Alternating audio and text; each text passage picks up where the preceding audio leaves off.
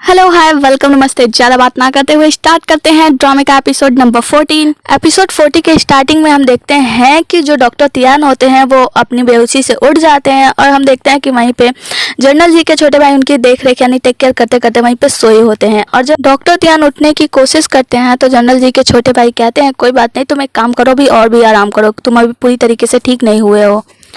आगे हम जनरल जी को देखते हैं जो कि अपने कपड़े पहन रहे होते हैं सुबह सुबह और अपने बॉडीगार्ड से पूछते हैं कि और बताओ डॉक्टर तियान कैसी है। तो उनके बॉडीगार्ड बोलते हैं कि डॉक्टर तियान तो अब बिल्कुल ठीक है, लेकिन एक बात है जो मैं आपको बताना तो चाह रहा हूँ पर थोड़ा सा शर्म आ रही है, मतलब वो थोड़ा सा डरते हैं।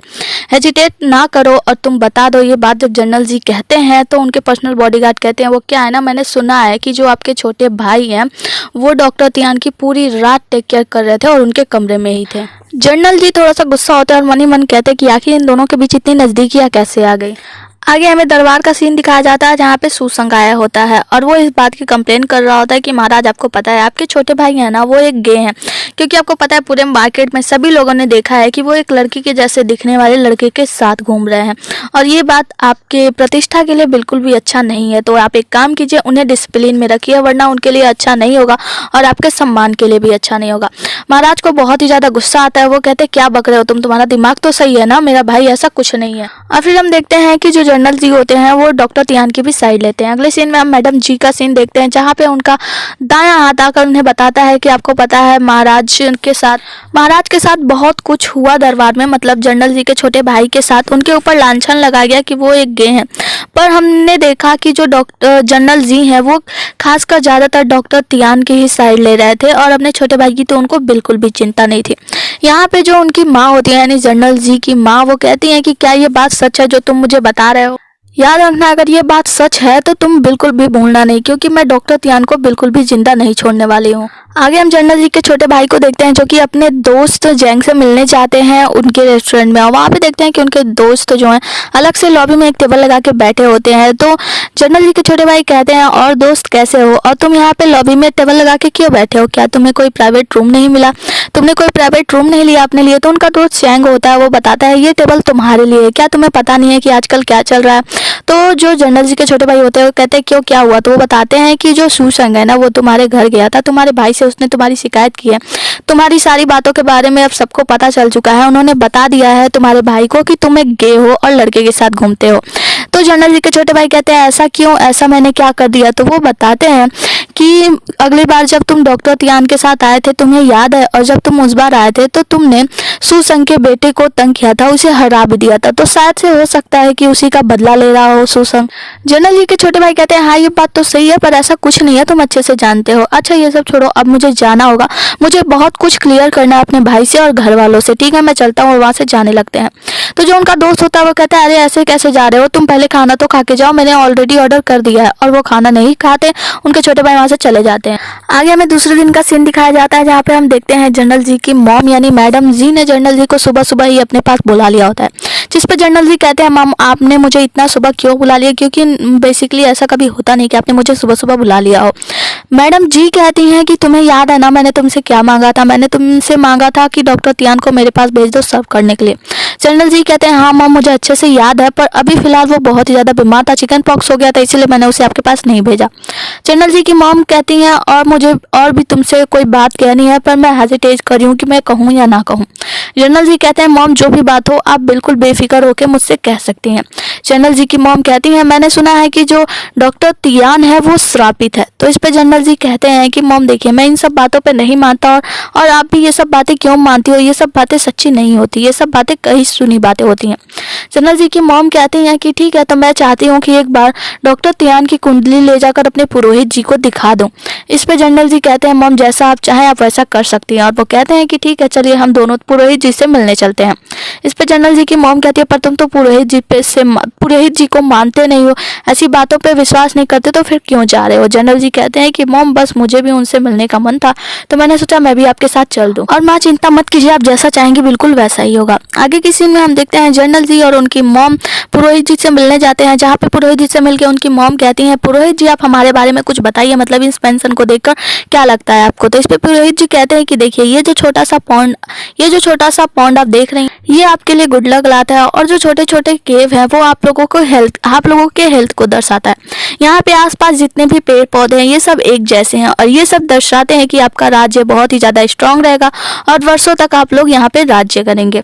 इसके बाद से हम देखते हैं कि ये बहुत ही सारी अच्छी अच्छी बातें बताते हैं कि कितनी गुड लक होगी। तब जनरल जी कहते हैं कि मॉम, जो पुरोहित जी हैं वो बहुत दूर से आए हैं तो बहुत ही ज्यादा थक गए होंगे, तो आप एक काम कीजिए, अपने साथ ले जाइए और बैठ कर बातें कीजिए। आगे हम देखते हैं कि जब वहाँ पे पुरोहित जी चले जाते हैं वहाँ से, तो जनरल जी के पर्सनल बॉडीगार्ड पूछते हैं कि क्या ये सही टाइम है डॉक्टर तियान को पकड़ने का, डॉक्टर तियान को अरेस्ट करने का। तो जनरल जी कहते हैं हाँ बिल्कुल सही टाइम है, जाओ और जाकर उसे अरेस्ट कर लो। आगे हम देखते हैं जो जनरल जी होते हैं, मैडम जी होती है और पुरोहित जी होते हैं, ये तीनों लोग बैठ के पुरोहित जी से बातें कर रही होती है। पुरोहित जी जो होते हैं वो बहुत सारी बातें बताते हैं कैशर के बारे में, मैडम जी के बारे में और जनरल जी के बारे में। ये सारी बातें मैडम जी को बहुत ही ज़्यादा अच्छी लगती है। वो कहते हैं कि आपने तो बिल्कुल सही सही बातें बताई हैं, जो कुछ भी बातें बताई हैं वो सारी बातें बिल्कुल सही है। मैं आपसे कुछ और भी पूछना चाहती थी।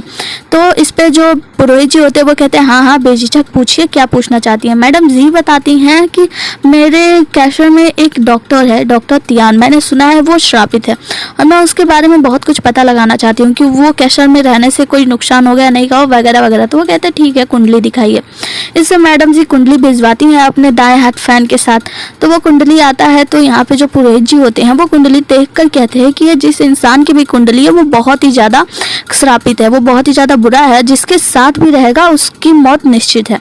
इस पर जनरल जी की मॉम कहती हैं कि यानी कि जो कुछ भी मैंने सुना था वो सारी बातें सही थी, तो अब मैं डॉक्टर तियान को अपने बेटे के आसपास बिल्कुल भी भटकने भी नहीं दूंगी, यहाँ पे रहने ही नहीं दूंगी। फिर हम देखते हैं यहाँ पे जो पुरोहित जी होते हैं वो कहते हैं अरे पहले आप मेरी पूरी बातें तो सुन लीजिए तब जाके कुछ डिसाइड कीजिएगा। पुरोहित जी बताते हैं कि ऐसी कुंडली तो बहुत ही कम लोगों की होती है। आगे हम डॉक्टर तियान को देखते हैं जो कि आईने में अपना चेहरा देख रही होती है और कह रही होती है कि सारे दाग चले गए हैं, बस एक दो और ही बचे हैं, अब मेरा चिकन पॉक्स की बीमारी मुझसे दूर हो गई। और ये सारी बातें कहते हुए मुस्कुरा रही होती है। तभी वहाँ पे एंट्री होती है गार्ड्स की और वो उसे अरेस्ट कर लेते हैं। इस पे जो डॉक्टर तियान होती है वो कहती है ये सब क्या हो रहा है। तभी आते हैं जनरल जी के पर्सनल बॉडीगार्ड और वो बताते हैं तुम्हें अरेस्ट कर लिया गया है जनरल जी के आदेश पे। आगे हम जनरल जी के छोटे भाई को देखते हैं जो कि टहल रहे होते हैं। तभी उनके पर्सनल बॉडीगार्ड आते हैं और वो उनसे बताते हैं कि ये क्या आपको पता है कि जो डॉक्टर तियान है वो कैद कर ली गई है, मतलब जनरल जी ने आदेश दिया है और उसे कैद कर लिया गया है। इस पर जो उनके भाई होते हैं वो कहते हैं और तुम ये मुझे अब बता रहे हो, तो और जाने लगते हैं। तो उनके पर्सनल बॉडीगार्ड कहते हैं रुक जाइए, आप नहीं जा सकते क्योंकि आप पहले ही डॉक्टर तियान की वजह से फंस चुके हैं, बहुत सारी बातें हो रही है आप दोनों को लेकर। तो उनके भाई कहते हैं कि मैं कुछ नहीं जानता, मुझे बस जाना है उसे बचाने के लिए, और वहां से चले जाते हैं। आगे हम देखते हैं कि जनरल जी के जो पर्सनल बॉडीगार्ड होते हैं वो डॉक्टर तियान को अरेस्ट तो किए ही होते हैं और उन्हें लेकर पूरे कैसल में बस इधर उधर गोल गोल चक्कर लगा रहे होते हैं। तो उनके साथ आता है सामने एक सिपाही और बोलता है कि महाराज क्या हमें बस गोल गोल चक्कर लगाना है, हमें लेकर इनको अरेस्ट कर लिए, तो हम लोग को इन्हें लेकर मैडम जी के पास जाना चाहिए ताकि इन्हें मौत की सजा हो वगैरह वगैरह। वो बातें करते हैं। तो वो कहते हैं नहीं, बस मैं जो कर रहा हूँ वो करते रहो, चुपचाप से मेरे साथ चलते रहो। यहाँ जो डॉक्टर तियान होती है वो कहती है ऐसा हो ही नहीं सकता, महाराज मुझे मारने की आज्ञा दे ही नहीं सकते। आप एक बार चेक क्यों नहीं कर लेते ग्रैंडपा, आप एक बार पता लगा लीजिए कि महाराज ने डॉक्टर तियान यानी मुझे ही कहा है या किसी और तियान को कहा है, क्योंकि यहाँ पे तियान नाम के बहुत लोग ऐसे होंगे जो काम कर रहे होंगे। तो आपको एक बार जांच कर लेनी चाहिए क्योंकि मैं वो नहीं हो सकता। मुझे पूरा विश्वास है महाराज मुझे मारने की आज्ञा नहीं दे सकते, मतलब मुझे जान से नहीं मार सकते। आप प्लीज एक बार जांच कर लीजिए कि मैं ही वो इंसान हूँ जिसे कैद करने की आज्ञा दी गई है या कोई और है। इस पे जो पर्सनल बॉडीगार्ड होते हैं वो कहते हैं ठीक है तुमने बिल्कुल सही कहा, मुझे ऐसा ही करना चाहिए। तो मैं एक काम करता हूँ, तुम्हारा गला काटता हूँ और जनरल जी के सामने ले जाता हूँ, फिर पूछता हूँ कि तुम ही हो जिसे उन्होंने कैद करने के लिए कहा है, जान से मारने के लिए कहा है या कोई और है।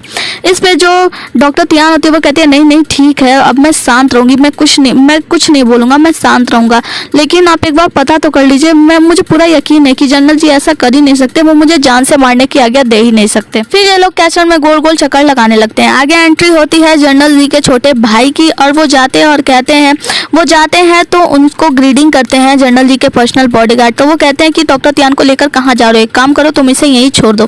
तो इस पे जनरल जी के जो पर्सनल बॉडीगार्ड होते हैं वो कहते हैं मैं इन्हें छोड़ नहीं सकता, माफ कीजिएगा मैं इन्हें नहीं छोड़ सकता, क्योंकि ये जनरल जी का आदेश है कि इन्हें जान से मार दिया जाए। तो इन्हें वहीं लेकर जा रहे हैं। तो इस पे जो उनके छोटे भाई होते हैं वो कहते हैं कोई बात नहीं, मैं अपने भाई से बात कर लूंगा, तो बस एक काम करो डॉक्टर तियान को अभी के अभी मेरे लिए छोड़ दो, मैंने कहा ना उसे छोड़ दो। वो कहते हैं माफ कीजिएगा ये महाराज का आदेश है और मैं उनके आदेश के ऊपर नहीं जा सकता, मैं सिर्फ उनका आदेश का पालन कर रहा हूँ और मैं उनके आदेश के बिना मैं इन्हें नहीं छोड़ सकता।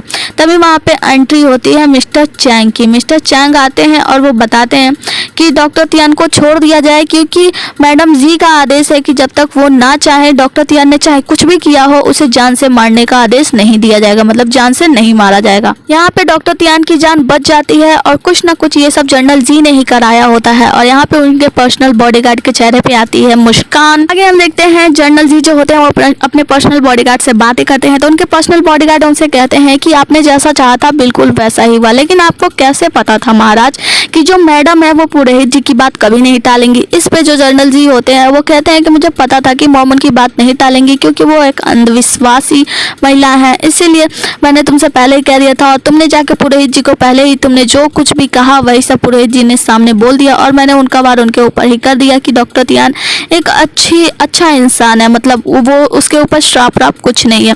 तो उस पर उनके जो पर्सनल बॉडीगार्ड होते हैं हाँ बिल्कुल सही कहा। तो इन जो जनरल जी होते हैं वो कहते हैं लेकिन एक बात जाकर उस पुरोहित से कह दो कि अगर फिर मैंने किसी को देखा कि वो किसी और को भी लूट रहा है ऐसे अंधविश्वास दिलाकर, तो मैं उसकी जान ले लूंगा। और उससे बता देना कि कैशल की जितनी भी बातें हुई है वो सारी बातें बाहर नहीं जानी चाहिए, वरना मैं उसे बिल्कुल नहीं छोड़ूंगा। फिर हमें वहीं का सीन दिखाया जाता है जहाँ पे वो पुरोहित जी सारी बातें बता रहे थे। वहाँ पे दिखाया जाता है कि जनरल जी की मॉम जैसे ही आदेश देने जाती हैं कि उसे जान से मार दिया जाए डॉक्टर तियान को, तभी वो पुरोहित जी कहते हैं कि रुकिए महारानी, आप इतनी जल्दी में क्यों हैं, आप उसे जान से नहीं मार सकती, क्योंकि आपको पता है हजारों सालों में कभी पहली बार ऐसा होता है कि कोई इंसान की कुंडली इतने अच्छे से मैच कर जाए। जहाँ तक मेरा ख्याल है डॉक्टर तियान की कुंडली बहुत ही ज़्यादा बुरी है, लेकिन वो और लोगों के लिए बुरी तो है, पर आपको पता है जनरल जी के लिए वो बहुत ही ज़्यादा अच्छी है, क्योंकि जिनका भी जन्म वाटर सेगमेंट की तरफ हुआ है वो उनका कुंडली जो है डॉक्टर तियान से मैच हो जाएगी। और जहाँ तक मेरा ख्याल है जनरल जी का जन्म भी शायद उसी तरफ हुआ है। तो इस पे जनरल जी की मॉम कहती है हाँ आपने बिल्कुल सही कहा, उसका जन्म भी वाटर सेगमेंट की तरफ ही हुआ है। तो पुरोहित जी बताते हैं कि आपको पता है जैसे कि डॉक्टर तियान बहुत ही ज़्यादा बुरी किस्मत वाला इंसान है, वो जिसके साथ भी रहेगा उसकी जान लेकर रहेगा, पर जनरल जी के साथ बिल्कुल ही उल्टा है। वो जितना ही उनके साथ रहेगा उनके ऊपर आने वाली सारी बलाएं दूर हो जाएंगी और उनके लिए बहुत ही अच्छा लकी साबित होगा। तो इस पर जनरल जी की मॉम कहती है आपका कहने का मतलब है कि मुझे डॉक्टर तियान को जान से मारने का आदेश नहीं देना चाहिए, बल्कि उसकी रक्षा करना चाहिए, उसका प्रोटेक्शन करना चाहिए। इस पे जो पुरोहित जी होते हैं वो कहते हैं हाँ बिल्कुल आपने बिल्कुल सही समझा, आपको ऐसा ही करना चाहिए। फिर हमें करंट का सीन दिखाया जाता है जहाँ पे हम देखते हैं जनरल जी को जो कि डॉक्टर तियान की कुंडली को देखते हैं और फिर उसे जलाकर दूर फेंक देते हैं और हमें पता चलता है कि ये सब जो कुछ भी किया कराया था वो सारा कुछ जनरल जी का था। आगे सीन यहाँ से कट होता है और हम देखते हैं जनरल जी के छोटे भाई, उनके पर्सनल बॉडीगार्ड, हमारी डॉक्टर तियान और उन पे मर मिटने वाली नौकरानी। डॉक्टर तियान उन नौकरानी से कहती है कि तुम्हारा बहुत बहुत शुक्रिया रूही कि तुम जल्दी से जनरल जी के छोटे भाई के पास चली गए और उन्होंने मेरी जान बचा ली। इस पे जो रूही होती है वो कहती है कि मेरा कुछ नहीं, आप शुक्रिया करना ही है तो जनरल जी के छोटे भाई का कीजिए, क्योंकि वो आपके लिए जनरल जी से भी लड़ गए थे, यानी जनरल जी के आदेश से भी लड़ गए थे। तो इस पे जो जनरल जी के छोटे भाई होते हैं वो कहते हैं वो सब तो ठीक है, अब एक काम करो तुम लोग जाओ, मुझे डॉक्टर तियान से अकेले में कुछ बात करनी है। डॉक्टर तियान से अकेले पाकर डॉक्टर तियान पूछती है बताइए क्या बात है। तो जो जनरल जी के छोटे भाई होते हैं वो डॉक्टर तियान को हक कर लेते हैं, जिस पे जो डॉक्टर तियान होती है पहली बार उसे किसी ने हक किया होता है वो उनको दूर करती है अपने आप से और कहती है कि आप ये सब क्या कर रहे हैं। तो वो जो होते हैं जनरल जी के छोटे भाई वो कहते हैं कि शुक्र है कि तुम अभी जिंदा हो, तुम अभी ठीक ठाक हो, तो और मैं तो बहुत ही डर गया था, तुम्हें पता है मैं पहली बार खुद को बहुत ही ज़्यादा हेल्पलेस महसूस कर रहा था। ये महसूस कर रहा था कि मैं कितना ज़्यादा कमज़ोर हूँ अपने भाई से, मेरा भाई कितना ज़्यादा ताकतवर है। मुझे बहुत ही ज़्यादा बुरा लगा, अगर मैं थोड़ा सा भी लेट कर देता तो क्या होता, तुम्हारी जान चली जाती। तो इस पर जो डॉक्टर तियान होती है वो कहती है कि हाँ आपका बहुत बहुत शुक्रिया, आप सही टाइम पे आ गए और आपने मेरी जान बचा ली।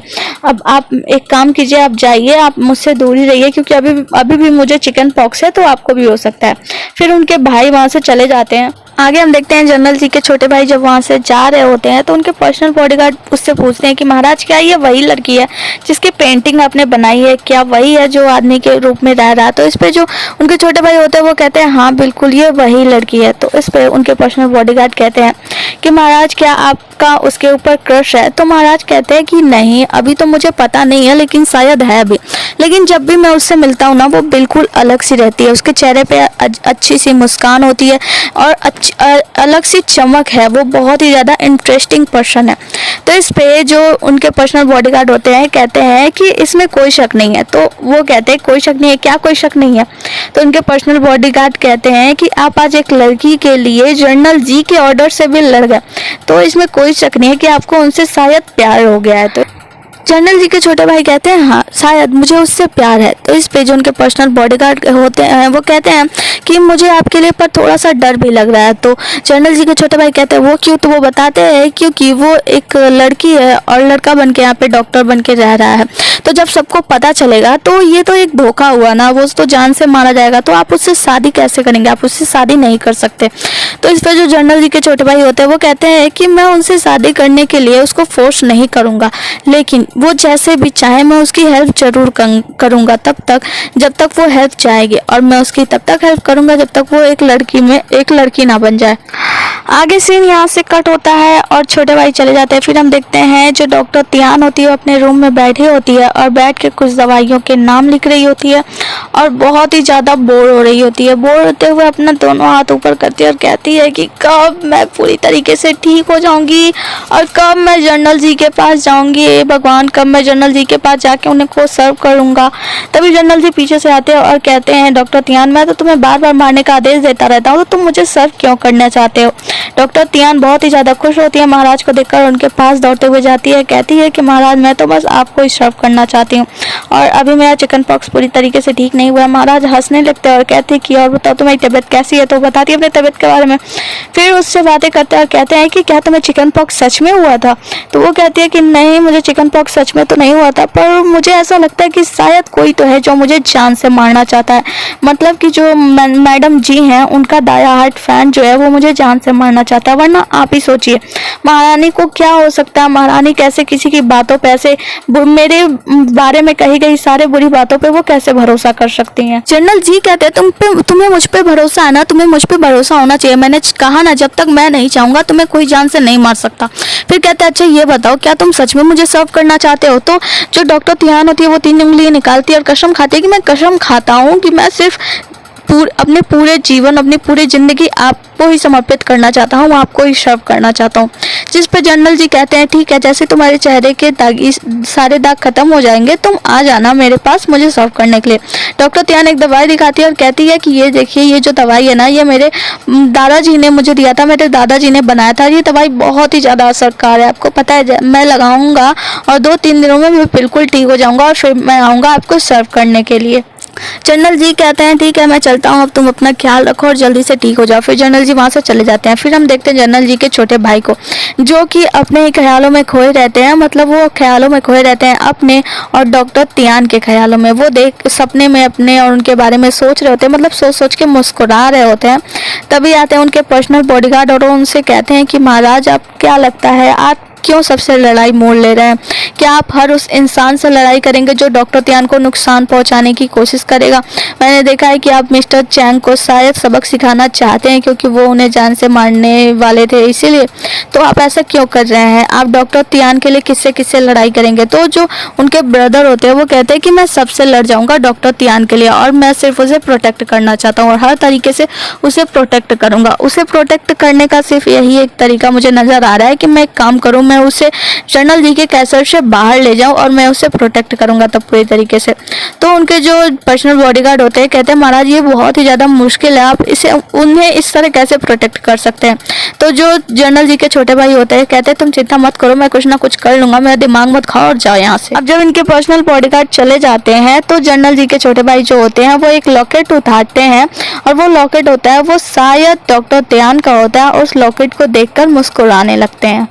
आगे हम डॉक्टर त्यान को देखते हैं जो कि बैठे बैठे अपना चेहरा देख रही होती है और बहुत ज़्यादा खुश हो रही होती है और कहती है दादाजी की दवाई तो बहुत ही ज़्यादा इफेक्टिव है, मैं इसे बाजार में बेचूंगी और मैं बहुत ही ज़्यादा रिच हो जाऊंगी, बहुत ही ज़्यादा अमीर हो जाऊंगी, क्योंकि कुछ ही दिनों में मेरे चेहरे का सारा दाग खत्म हो गया।